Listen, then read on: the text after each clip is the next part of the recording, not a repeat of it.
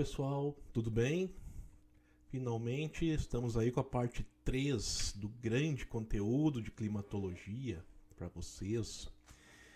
E aqui nessa parte 3 vamos falar aí um pouco sobre a atmosfera, alguns dos aspectos que envolvem esse grande tema. Dar uma pequena pincelada aí nos tipos de nuvens, na classificação das nuvens aí de uma forma bem geral aí para vocês.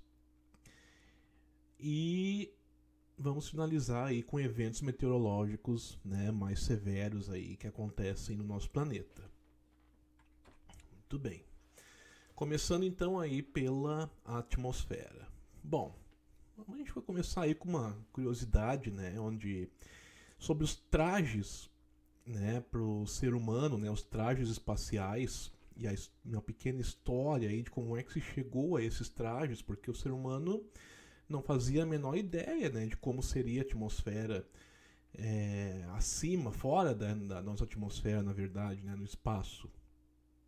Então, alguns corajosos aí começaram a fazer algumas incursões aí na atmosfera, né, em grandes altitudes, para descobrir aí mais detalhes sobre, né, esse mistério, né, que até então era um grande mistério aí, né, sobre como, né, o nosso corpo reage aí a um local totalmente diferente aqui da superfície, né, sem gravidade, né, com temperaturas extremas, né, tanto para frio como para calor, sem proteção dos raios ultravioleta, né, expostos a todas as radiações solares, né.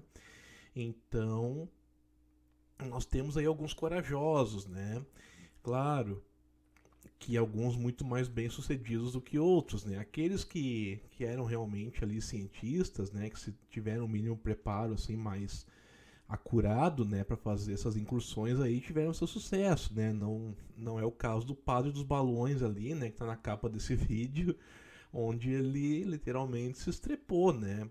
Colocando ali balões de gás hélio e indo aí a uma grande altitude da atmosfera e aí acabou indo para mar aberto e teve sérios problemas aí que acabou perdendo a sua vida, né, com essa questão aí, com essa experiência desastrosa dele aí, né? Mas fora isso, os demais aí cientistas tiveram sucesso nos seus empreendimentos aí, nas suas incursões, né? Temos aqui o exemplo do astronauta Mark Lee, num passeio espacial aí a serviço em 1994, né, na estação espacial, numa altitude nada mais nada menos aí do que 241 quilômetros, né, acima da superfície, tá? Vejam então a coragem desse cara aí, e claro, já com traje espacial aí bem elaborado, bem equipado, certo? Mas quem foi o pioneiro mesmo aí desse processo, né, dos trajes espaciais? Foi, né, esse cara aqui, né? Joseph Kittinger. Tá? Vamos ampliar aqui. Em 1960, tá? Esse cara aí realiza então um salto aí de uma altitude bastante considerável, tá ali, né, 31,3 quilômetros da superfície, onde sim, ele estava ali preso por balão de gás hélio, tá, da onde ele fez esse salto, e o que ele tinha ali, nada mais do que um roupão, né, e oxigênio, né, para ele realizar a respiração, né.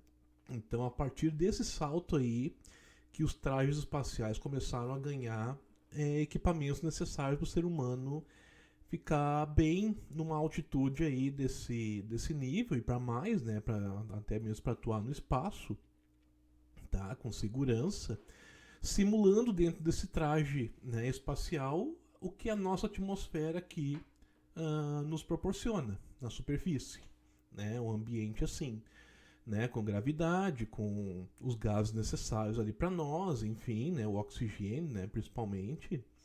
E, enfim, né, proteção dos raios da radiação solar nociva aí ao nosso DNA, né, uma grande proteção, pressurização, né, para simular ali um ambiente de gravidade semelhante ao nosso aqui, para que o nosso corpo fique aí confortável, né, numa altitude tão grande assim, né, tão elevada como essas aí, tá? Então esse cara aí foi o pioneiro aí dessa questão, né, dos trajes espaciais, para que se estudasse aí o que é necessário para se ter um traje espacial confortável. E depois, o recorde dele foi batido em 2012 somente, por esse cara aí, o Felix Baumgartner, né? Baumgartner, em 2012. Então, a uma altitude de 39 quilômetros, né, da superfície, mais alto ainda, né, que o Kittinger ali saltou da primeira vez em 1960, tá? Ali de uma cápsula bem mais equipada, né, e com uma roupa também, um traje também bem mais equipado, tá? Ele realizou esse salto aí, nessa altitude. Claro, tem um paraquedas principal, né, assim como o Kit também tinha.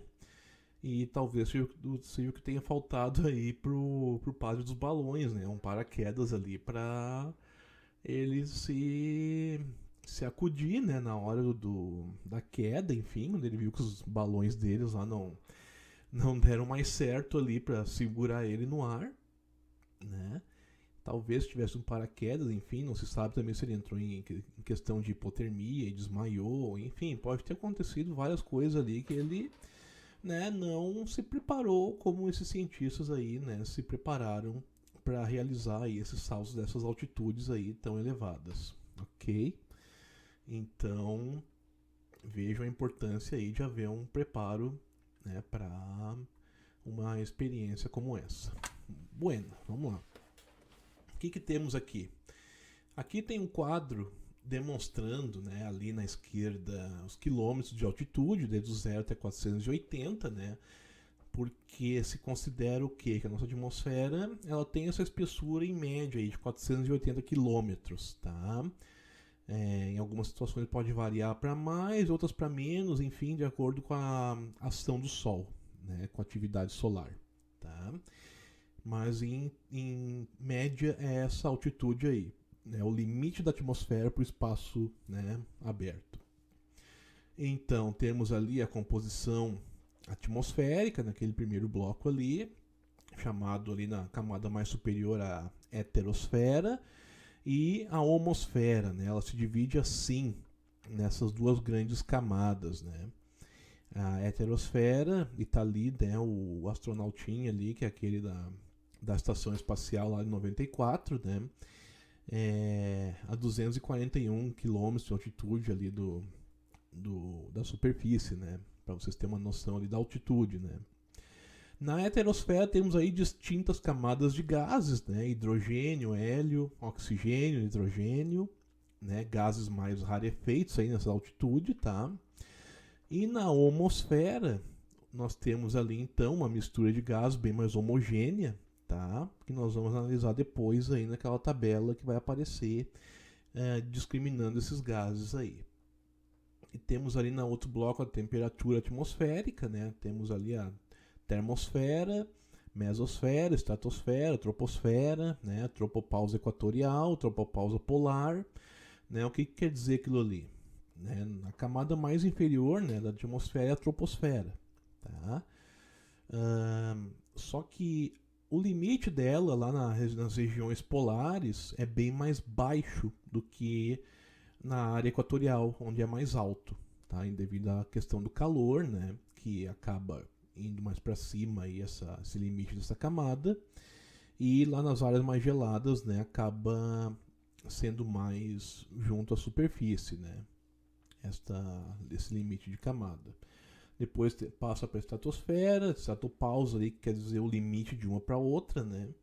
Começa a mesosfera, mesopausa, depois começa a termosfera, tá? Função atmosférica, né? O último bloco ali, temos a ionosfera, que é uma grande área ali, né? Dos 50 km em diante, ali até 480, onde ocorre, por exemplo, aí as auroras polares, né? A aurora boreal, a aurora austral, enfim. E na ozonosfera, que vai até 50 quilômetros. Nós temos a camada de ozônio, importantíssima, tá? Olha ali o balão do Kittinger, né, a altura que ele estava, né, e tem o Monte Everest ali, que é o ponto mais alto do planeta, né, com 8.850 metros de altura, né, como referência aí, né, para ter uma ideia aí das camadas atmosféricas, né. Bom, e acima de 480 quilômetros nós temos ali, né, a exosfera, né, que é a atmosfera externa, né, ali já é o limiar, né, o limite entre a atmosfera e o espaço aberto, ok? Então, importantíssimo aí esse quadro para análise da nossa atmosfera. Bem, o que nós temos aqui? A densidade, né, da nossa atmosfera. Então, quanto mais junto à superfície, maior é a densidade, maior é a pressão atmosférica, né? Exercida sobre a superfície ali, né, os gases estão tudo bem mais aglutinados aí, né, junto à troposfera. E quanto mais alto vai ficando, né, a atmosfera, menor a densidade, menor pressão, né, as partículas ali vão ficando, né, as moléculas dos gases vão ficando bem mais separadas, né, bem mais espaçadas, pela pouca presença deles, né. Então, por isso que vai ficando mais rarefeito, né? Todos os gases aí à medida que vai indo mais para camadas superiores da nossa atmosfera. Certo? Prosseguindo. E aqui aparece o perfil de pressão, né, da nossa atmosfera. Vejam então, né, novamente confirmando, que é na troposfera, pessoal, onde acontece aí, onde está 90% dos gases da nossa atmosfera estão todos, né, juntos aí na troposfera, tá? Na camada mais baixa da atmosfera, que é a que nós temos contato, certo? E também todos os eventos meteorológicos, né, furacões, tornados, granizo, neve, todos eles ocorrem aí na troposfera, né? As chuvas, enfim. 90%, né, dos gases dos eventos meteorológicos acontecem aqui na troposfera. Né? Aqui depois em estratosfera, a mesosfera ali vai baixando, vai subindo, na verdade, né, a pressão, né? Quer dizer, vai baixando a pressão, né, com a altitude, né? E quanto mais junto à superfície, maior é a pressão atmosférica, tá? E ela é medida em milibares, tá? Tá ali, MB, tá? Então a pressão média na superfície aqui é 1012, 1013,2 milibares, tá? Então a atmosfera, pessoal, ela tem um peso, né, sobre a superfície, que exerce sobre todos os elementos que tem na superfície, inclusive nós. É uma pressão externa que a gente suporta. Como é que a gente suporta? Como é que os seres vivos suportam esse peso? Né? Porque nós temos uma pressão interna. Tá? Quem aí nunca mediu a pressão? Né? 13/8, 12/8, né? Enfim. Pressão baixa, pressão alta, né? O bom da gente sempre estar com uma pressão média ali, né? Um 12/8 por aí, né? Nesse entorno aí, é uma boa pressão. E começamos a ter problemas quando sobe muito ou desce muito, né? Pressão muito baixa, muito alta. É essa pressão interna que nós temos e que os seres vivos possuem que faz com que nós suportemos aí o peso da atmosfera, senão a gente explodiria. Literalmente, né? E como é que os objetos suportam? Porque eles têm uma estrutura molecular para isso, né? Que faz com que suporte esse peso aí também. Ok? Uma informação bem importante aí a respeito de atmosfera. Muito bem. O que mais nós trazemos aqui sobre a atmosfera? Né? A composição da atmosfera moderna. Então ali tem os gases, né? Essa tabelinha aí depois vocês podem pausar aí, né, para pegar informações mais precisas, né, de algum gás que vocês queiram, né, mas enfim, tá ali os gases constantes, né, o nitrogênio, 78%, né, da composição da atmosfera, o oxigênio, né, quase 21%, tá? Depois vem os outros ali, né? Argônio, neon, hélio, criptônio, xenônio, né? Depois tem os gases variáveis ali, o vapor d'água, dióxido de carbono, né? O famoso CO2, vamos falar na quarta parte aí da nossa aula de clima, né? Que vai ser encerrado, na verdade, com esse... Falando muito sobre esse gás aí, o metano também. Tem hidrogênio, tem óxido nitroso, tem ozônio, né? Que é quantidade variável, tá? E dados aí de 2013, portanto, né? Bem atualizados aí, portanto, né? Da composição da nossa atmosfera. E aí, o que temos aqui, então? Aqui nós temos, né, então, o perfil de temperatura da atmosfera, né, enfatizando a troposfera, portanto. Então tá ali embaixo ali as temperaturas, negativas para a esquerda e positivas para a direita, né? Quilômetros de altitude ali na coluna da esquerda, né, na vertical.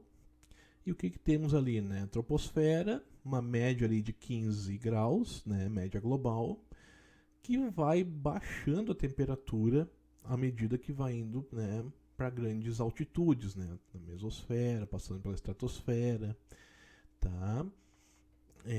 Temos ali exemplos das nuvens noctilucentes, tá? Que são nuvens intrigantes aí para os cientistas, né, que estão estudando elas, eles estão vendo que são as nuvens mais altas que acontecem na atmosfera, tá? Elas são de cristais de gelo, aí, bem dizer, e se sabe que elas estão aumentando aí nos últimos anos, tá? Mas não se sabe ainda o motivo aparente pelo motivo disso estar acontecendo, tá, pessoal? É bem interessante isso, está sendo estudado isso bastante. Então vamos vendo ali, depois que chega lá na termosfera, a temperatura começa a subir, e de forma bastante acentuada, porque tem lá, né, as moléculas de gases, de hélio, né, de nitrogênio, enfim, e esses raios solares aí que não tem filtro nenhum, né, da camada de ozônio, acabam superaquecendo essas partículas aí, essas moléculas, e acaba gerando temperaturas aí bem elevadas, tá? Então tá aqui o gradiente, né, com destaque para a troposfera, né, na direita aqui, gradiente térmico vertical médio, 6,4 graus a cada 1000 metros, né, que vai na altitude, né, cada 1 quilômetro de altitude, né. E ali embaixo o ocaso visto da órbita mostra a silhueta de uma bigorna, né, de uma nuvem cumulonimbus, encimando a tropopausa, tá? Então tá ali uma nuvem cumulonimbus ali com o limite superior dela, né? A cumulonimbus é a nuvem mais temível que tem aí, vamos ver por quê, tá? Esse é o tipo de nuvem mais complicado aí que temos, tá?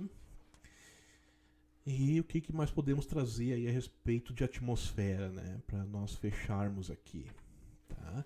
A atmosfera, pessoal, a gente está atualmente aí já na quarta atmosfera, né? Da história do nosso planeta. A primeira foi formada aí logo no início do planeta pela desgaseificação, né? A liberação dos gases presos no interior do nosso planeta, tá? A segunda atmosfera, então, veio quando a Terra esfriou e o vapor d'água tomou conta, então, da atmosfera, né? Evaporação, enfim, formação de vapor d'água, formando nuvens e chuvas, tá? Formação de oceanos, enfim, quantidade de nitrogênio também aumentou, mas não tinha oxigênio ainda, né? A terceira atmosfera vem aí com a injeção, né, em oxigênio sendo formado aí pelos estromatólitos, tá? Os organismos mais antigos que tem aí no nosso planeta, né, os organismos bacterianos, que através de fotossíntese, né, formaram oxigênio e bombearam muito oxigênio para a atmosfera por cerca aí, né, nos 2,2 bilhões primeiros iniciais, né, de tempo da Terra. E aí a nossa atmosfera moderna se formou, né, a quarta atmosfera, portanto, com a formação da camada de ozônio, tá? Então, estamos aí muito provavelmente na nossa quarta atmosfera no planeta aí, ok? Vamos prosseguindo aqui para não procurar não se alongar tanto, né? Vamos dar uma pinceladinha aí sobre nuvens rapidamente, tá? Tem um esquema aí para vocês. Então ali as nuvens cúmulos, né? As cúmulos nimbus, né? São brancas, né? Fofas, normalmente de curta duração, né? Somente acúmulos, né? Acúmulos nimbus são criados por fortes correntes ascendentes, né, de ventos, provocando trovoadas bruscas e aguaceiros, né? Por isso que são as nuvens mais temíveis aí, né? Olha que ela ocupa aí, bem dizer, todo o gradiente de altitude ali, né? Até 13 quilômetros de altitude ela pode alcançar, né? É uma nuvem enorme, né? Então essa daí que vem os tempos severos, né? Os furacões, tornados, os granizos, enfim, né? Tem as situações severas aí meteorológicas. E depois tem vários outros tipos ali, né? Vocês podem pausar depois aí para pegar mais detalhes, né? Mas temos ali os cirroestratos, daí tá tudo pela altitude, né? Nuvens altas, nuvens médias e nuvens mais baixas, né? As nimboestratos ali, estratocúmulos, autoestratos, estratos, cirrocúmulos, autocúmulos, enfim. Depois, se vocês quiserem mais detalhes aí, vocês podem vir e dar pausa aqui nessa tela, tá? Tem muito detalhe legal aí para vocês. Vamos lá, ciclones tropicais, né? Para ir para a parte final aí, né? Ou os famosos furacões. Aqui a gente analisa então a anatomia de um furacão, tá, pessoal? Tem aí uma imagem bem bacana, né, para vocês. E os furacões, né, vamos chamar assim, mas o nome técnico são ciclones tropicais, tá? Eles ocorrem basicamente no mar, tá? Nos oceanos, enfim. E para formar um tem que ter o quê? Basicamente água quente, pelo menos 50 metros de profundidade no oceano, né? E temperatura acima dos 26 graus. Bom, aí tem uma condição excelente para formar um furacão, né? Então aí o ar começa a se elevar, né? O ar vai se movendo aí em movimentos circulares, tá? Atinge ponto de saturação, muita umidade, muita evaporação, né? Muito calor. A influência da força de Coriolis, né? Que é a rotação do planeta, né? Provoca a rotação do ar, que ascende em redemoinho no sentido dos ponteiros do relógio no norte e no sentido anti-horário no sul, tá? Assim que os furacões têm o giro deles, tá? E a principal fonte de energia dos furacões é a expulsão de grandes quantidades de calor latente, né? Quando a água condensa numa corrente de ar ascendente, tá? Quando os furacões atingem o continente, né, geralmente eles desarmam, perdem força, tá? Mas ainda pode adentrar, dependendo da categoria que ele é dentro do continente, pode vir com muita força e por um grande percurso aí, né? Uma grande área ele pode destruir aí no continente, tá? Mas geralmente eles perdem força. E se a água esfria na base também, né? A base fica mais fria, também vai perdendo força, né? Imediatamente, né? Até que ele desarma também. Aqui uma outra imagem de uma anatomia, né, de um furacão. Então ventos quentes ali na base vão subindo, né, esses ventos vai esfriando lá no topo, né, com a subida da altitude, né, condensa formando nuvens e assim ele vai ganhando força, né, o ar quente junto à superfície terrestre ascende, sobe, né, o ar se desloca em movimento espiral do exterior para o centro de baixas pressões, né, e aí está formado o furacão, né? E geralmente a pressão atmosférica onde ele se forma ali é mais baixa que o comum, né? 990 milibares ali, né? 1050, 1010, 1020, 1000, enfim, né? É a situação ideal aí para formar um furacão. Aqui estão também os níveis, né, dos furacões aí, desde uma perturbação tropical, depressão tropical, tempestade, até chegar ao furacão, né? Normalmente são os estágios ali, né? E vejam as pressões ali que vai tendo cada nível desses, né? Também é legal vocês dar pausa aí para tirar mais informações aí desse quadro, tá? Fica essa dica aí. Aqui o mapa mundi com os riscos de locais para acontecer furacões, tá? Risco reduzido ali no amarelinho fraco, risco médio até o risco mais elevado, né, no laranja forte ali, tá? E a direção que esses furacões tomam, né, costumam tomar ali, tá, nas setas vermelhas, né? O Atlântico Sul ali, pessoal, o Oceano Atlântico, nosso ali, Atlântico Sul, na América do Sul, ele poderia ter ali um risco mais reduzido ainda, mas tem risco, né? Tanto que em 2005 ali, final de 2004, acho que foi em dezembro de 2005, não estou lembrado exatamente, foi um desses dois, ocorreu um furacão, né, o Catarina, que assim foi chamado, que invadiu, né, o Torres ali e o sul de Santa Catarina, destruiu e matou gente ali, tá? Foi um evento bem trágico ali que aconteceu, que destruiu, né, botou Torres abaixo ali, quando ocorreu, enfim, causou muito estrago e foi um furacão. Tá? Então, o Atlântico Sul ali também tem o seu risco de acontecer furacões, apesar de serem bem mais raros. Tá? Aqui, as categorias dos furacões, né, também interessante aí para vocês visualizarem depois com mais detalhes, tá? Tem até categoria 5, dano catastrófico, né? Nível 4, F3, F2, F1, né? Como é chamado. E ali os níveis de estrago, né? As pressões atmosféricas que eles ocorrem, né? A categoria 5 ali é destruição total, né? Nível abaixo aí de 920 milibares de pressão atmosférica. E aí passamos aos tornados, tá? Qual é a diferença dos furacões para os tornados? Os tornados acontecem basicamente em continente, né? Em terra firme. Eles podem ser bem mais destrutivos do que os furacões, pode atingir ventos mais velozes ainda, inclusive. Só que a duração deles é menor e a área de abrangência deles também é menor, né? A circunferência deles é pequena. Enquanto o furacão pode chegar aí, né, a uma circunferência acima de 100 km, por exemplo, né?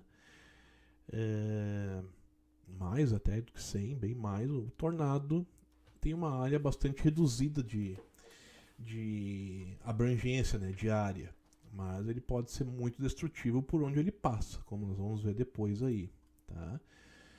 Mas o processo de formação, basicamente, né, claro que não é em oceano, né, mas aí o solo tem que estar bastante aquecido também, tem que ter muito ar quente, cumulonimbus é a nuvem que vai dar formação para ele também, né, exemplo do furacão, tá? Enfim, é basicamente o mesmo processo de formação de furacão, só que em continente, e a área dele é muito menor, né? Porque é mais difícil aquecer uma grandiosa área de solo, né, em relação à água, tá? Aqui novamente a anatomia de tá?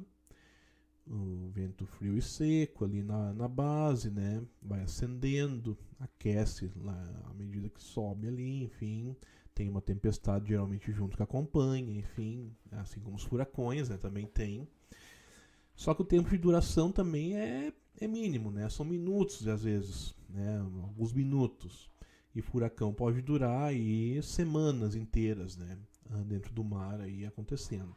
Tá? Essa é a diferença básica aí de tornados para furacões. E aqui está o mapa mundi, né, da ocorrência de tornados, né?